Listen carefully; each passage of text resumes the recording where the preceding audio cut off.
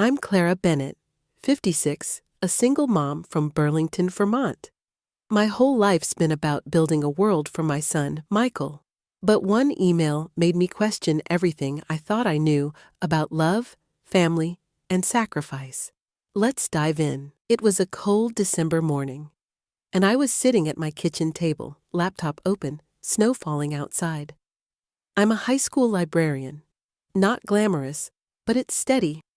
And steadiness is what I fought for to raise my son Michael, now 30. His dad passed when he was 10, and since then, it's been just us against the world. I worked double shifts, skipped vacations, even sold my old engagement ring to pay for his college tuition. Last week, an email from Michael popped into my inbox. No, "Hi Mom," no warmth, just his name staring at me. I thought it was about his engagement party.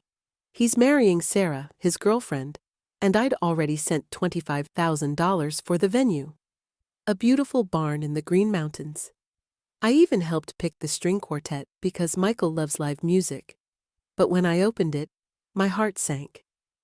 "Mom," it read, "Sarah's family wants to keep the engagement party small. We've decided it's best if you watch it online. Here's the Zoom link. Thanks for understanding." Thanks for understanding. Like I'd just smile and accept being shut out of my son's big moment. I didn't cry. I didn't call him. I just stared at the screen, feeling like someone had punched me in the chest. My coffee went cold. My hands stayed steady. But inside, something cracked. Not loud, but quiet. Like a fault line shifting under a house. I've always been the mom who showed up. When Michael's dad died, I became mom and dad.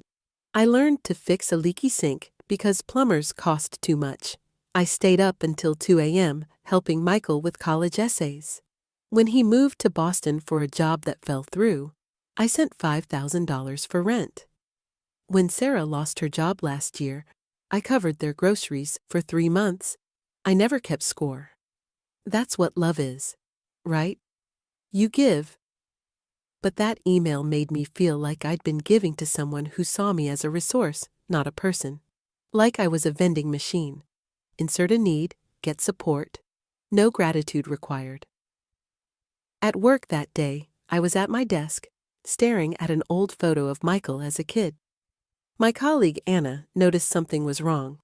She's the kind of friend who brings you soup when you're sick and doesn't pry. "Clara, you okay?" she asked, sliding a chai tea onto my desk. I almost told her.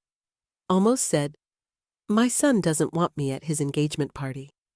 But I just smiled and said, "Long night." That chai tea, her quiet kindness, hit me harder than the email. It reminded me I was still someone, even if Michael didn't see it. That afternoon, I didn't go home. I drove to the bank. Maria, my banker, greeted me with her usual smile. "Clara, what's up?" she asked. I took a deep breath. "I need to cancel a transfer, the one for the engagement party venue." Maria raised an eyebrow. "That's $40,000, Clara. Are you sure?" I nodded. "I'm sure." That was the second half of the payment. $65,000 total I'd promised for a party I wasn't invited to. I signed the forms, walked out, and felt a weight lift, just a little. By evening, my phone was blowing up. Michael, Sarah, even Sarah's mom, who I'd only met twice. "Mom, what's going on?" Michael's voicemail sounded panicked. "The venue says the payment didn't go through. We could lose everything." I didn't answer. I poured a cup of chamomile tea and sat by the window, watching the snowfall. For the first time in years, I wasn't scrambling to fix someone else's mess. The next evening, Michael showed up at my door, snow on his coat, looking frustrated. "Mom, why aren't you answering? This isn't funny." I let him in, calm as the snow outside. "I'm not laughing," I said. "You told me to watch your engagement party on Zoom. I'm respecting your wishes." He paced, exasperated. "Sarah's parents want it small, okay? They're paying for most of it. It's not personal." "Not personal?" I raised an eyebrow. I paid $25,000 already.